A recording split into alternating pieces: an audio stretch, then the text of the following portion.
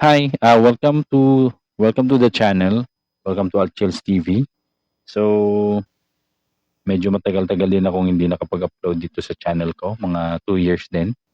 Kasi nga naging busy, then kailangan maghanap ng regular job. Kasi nga hindi naman kumikita pa yung channel ko. Saka nung time na yun, dami ng bills, daming dapat bayaran. So, kailangan maghanap ng regular na trabaho. So, but hopefully this year, maging consistent na ako sa pag-upload kahit isang video every week para mapansin lang ako ni YouTube ulit na naging active na yung channel ko at baka ma-reach ko na yung requirements nila na maging partner din ako dito sa YouTube at may blessings. So, for today's video, yung pag-uusapan natin is tungkol dun sa mga questions na nakukuha ko sa mga videos ko dati na in-upload tungkol sa sound card, na nakikita ko tungkol sa sound card. Kasi kahit madami nang gumagamit ng sound card ngayon, may mga videos na rin na ina-upload, meron pa rin na mga new user at kahit old user na hindi masyadong familiar paano gamitin yung ang sound card. So most questions na natatanggap ko is ba't wala daw sound, walang audio, yung live nila or yung recording, walang background music. Kahit na may naririnig naman sila sa monitor nila na nakakonect sa sound card. Pero sa live or sa recording nila, walang pumapasok na background music. So, yun yung sasagutin natin for today's video. So, wag na natin patagalin pa. Mag-proceed na tayo. Okay. So, again, yung mga questions na sasagutin natin ay ba't walang background music, ba't walang tunog sa live or recording, walang sound na lumalabas sa live at sa recording nila. So, first about sa ano muna, yung ba't walang sound na lumalabas sa live or sa recording nila na nakakonect sa sound card. So, bago yan, maglagay muna tayo ng background music para hindi masyadong boring. Kasi alam ko boring na yung ginagawa ko eh. So, lagay tayo ng background music. Boring na talaga magsalita ako, parang walang dating. So, lagyan natin ng konting music lang.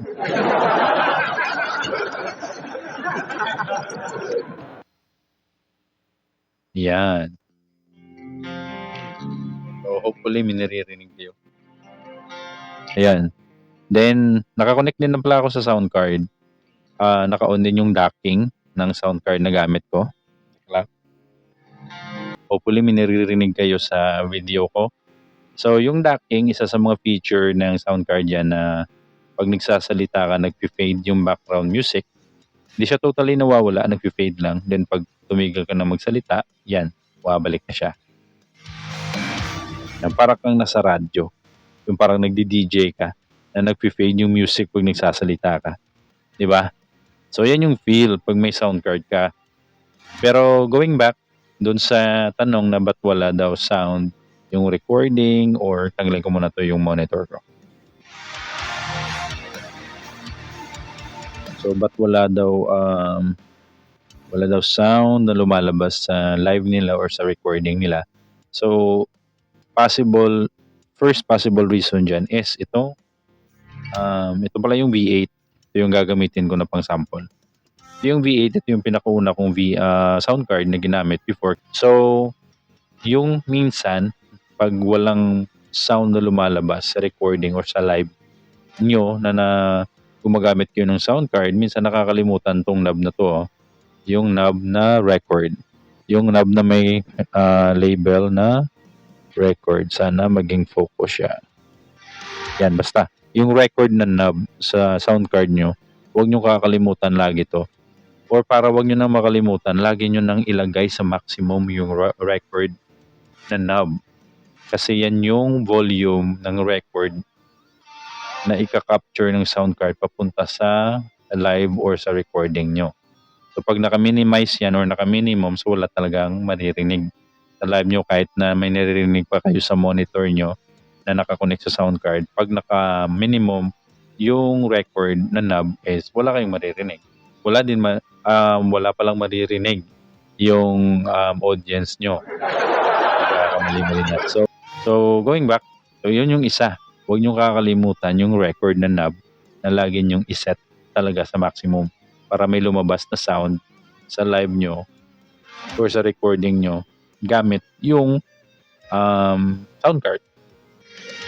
Then another reason is hindi compatible yung built-in camera ng phone nyo or ng device na ginagamit nyo sa sound card na gamit nyo. So kung gumagamit ka ng cellphone, Android man yan or iOS, so try mo pumunta sa App Store or sa Play Store. For me, this is my suggested application na pwede nyong gamitin na gumagana sa akin. Kasi na-try ko na ilang beses na. At hanggang ngayon yan yung gamit ko, naka-download yan sa phone ko. So try ko maglagay dito ng screenshot ng app kung paano siya or saan, anong app siya, and then paano mo siya isi-set. So yung app is the Open Camera. So try mo hanapin sa App Store or sa Play Store yung Open Camera na app. Then pag na-download mo na yon, punta ka sa settings. Then under settings, punta ka sa video settings. Hanapin mo yung para sa mic. Then hanapin mo yung setting na external mic if available. Doon mo siya iset. Then after mo siyang maset, try mong mag-record ng video gamit yung Open Camera na app. Then doon mo siya i-testing kung pumapasok na yung sound ng sound card sa video na ginawa mo gamit yung Open Camera.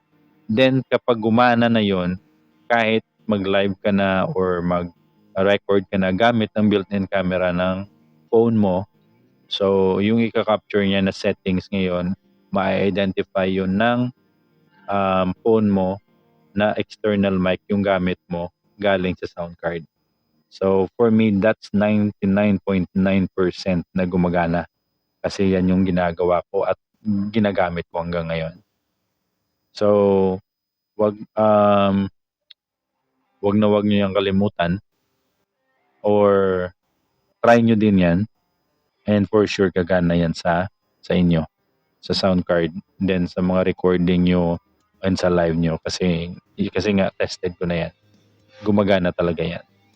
And yung pangatlo na pwede nyo i-try, pag na-try nyo na yung dalawa, hindi pa rin gumana, so another option na pwede nyo gawin, so bago kayo mag-live, bago kayo mag-record, at bago nyo i-on yung sound card, i-connect nyo na muna lahat sa likod.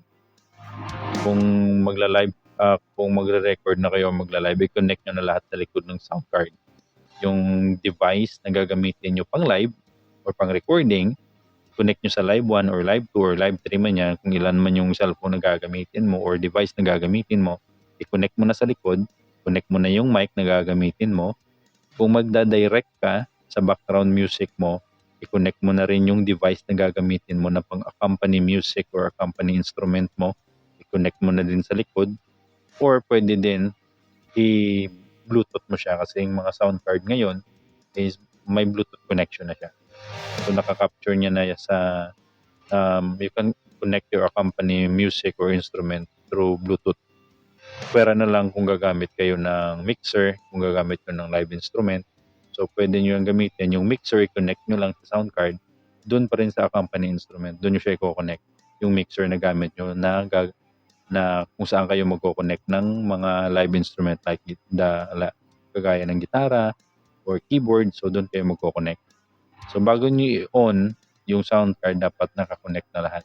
Kasi isa yan sa mga cause minsan na na-try ko na rin before, na kahit na nakapag-download na ako ng Open Camera, naka-on naman yung record sa sound card, hindi pa rin pumapasok yung tunog na galing sa sound card papunta sa device na ginagamit ko for recording or for live. So isa din yon, wag niyong kalimutan. So yung tatlo na yon na steps, so yan yung pinaka-effective for me. Kasi nga yan yung nagawa ko na at gumana. So try nyo yung tatlo, for sure gagana din yan sa inyo. Kasi ganyan lang din naman yung mga sound card, kahit yung mga old version or new version, yan yung mga remedy or solution sa mga ganong issues na walang pumapasok na tunog or walang background music.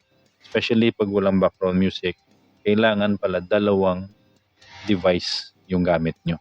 So wag niyo yung kalimutan. Isa sa pang live, isa sa pang company instrument nyo or company music. So laging dalawang device talaga, hindi pwedeng isa lang. Kasi pag isa lang, kahit nagpa-sound ka na dyan sa phone na gamit mo na pang live or for recording, hindi papasok yan. Hindi makakasama yan sa recording kasi hindi siya dumaan sa sound card na gamit mo. Kailangan may second device ka na gagamitin for a company music or a company instrument mo. Okay?